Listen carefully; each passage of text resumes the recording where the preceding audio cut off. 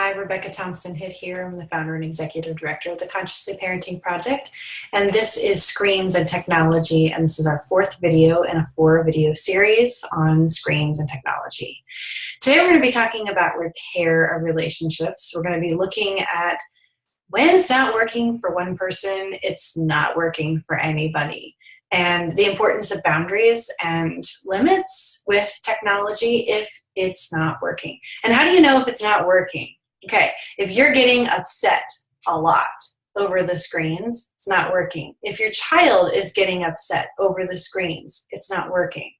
And so in situations where it's not working, what we often need, but don't necessarily know how to do, is to put in some boundaries. Now, let's go back to what we were talking about last week with the technology and addiction. Some of our kids have a much more difficult transitioning off. I had two of those kids. One in particular was really difficult with this. And so recognizing your child, you may not have this issue. It may be fine.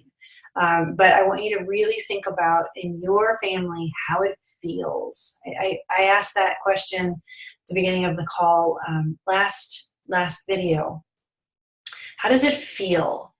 And so if it's feeling bad, then you need to say that. And depending upon how old your child is, there can be more or less words. So if you've got a little one, you can just say, oh, it's so hard when we have to stop watching the screens. We're going to do something different for a little while so that it feels better for everyone. Just like that. You don't need a whole lot of explanation, and then just make the change. Make it because your child wants to feel good and so do you, and it feels better in your relationship when you can state it. If your child is older, you can sit them down and say, okay, yeah, you know what? This screen thing's not working. It's feeling really bad for me, and I bet it's feeling really bad for you too. So I think what we're going to do is we're going to try fewer screens for a while. And I was reading that it takes about 30 days is what they said, but even a week, a little detox can go a long way here to make that shift. And identify it within yourself. Are you having this issue too? Or is it difficult for you to set the screen down? What's happening for you?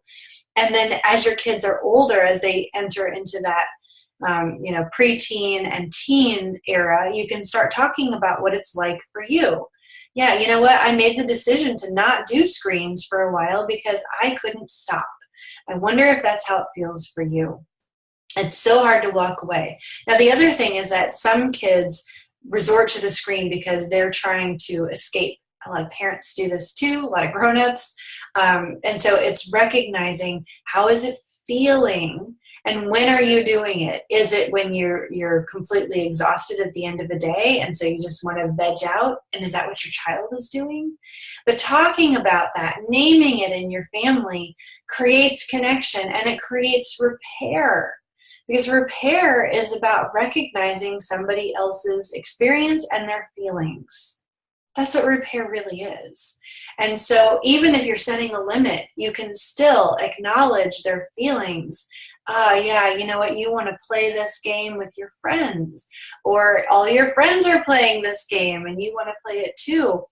What I can see is that when you're playing it, you have a really hard time, stopping playing, even when we set limits.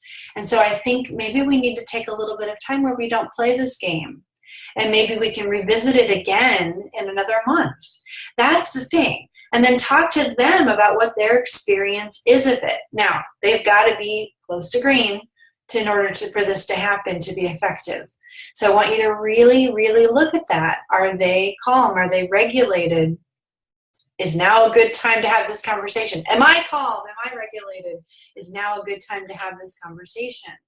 And it's all about really paying attention to how everybody is feeling and naming it, and then, connecting in that and coming up with a solution. The younger your kids are, the more they need you to just take charge. The older your kids are, the more that you need to be in cooperation with them in order for them to find their own way. I think we have it reversed a little bit, and we try to put a lot on our kids when they're little. We really need to be that container for them to help keep them safe when they're little. And then as they start to develop that capacity, then we can switch roles. I'm seeing that with my 18-year-old right now. And even my 13-year-old, we're doing a lot of conversation about things, but I'm still ultimately making the decision, and I can see relief for him that I'm doing that for him. So if you have questions, comments, I would love to hear your thoughts. I'd love to hear what you're struggling with. And so, feel free to hit reply to an email. Let me know. Let me know if there's something that you want me to blog about. I'm starting to blog more. So if there's something you want me to, that you see over and over again that you want me to make public and put on the blog, let me know that too. All right. We'll see you next month.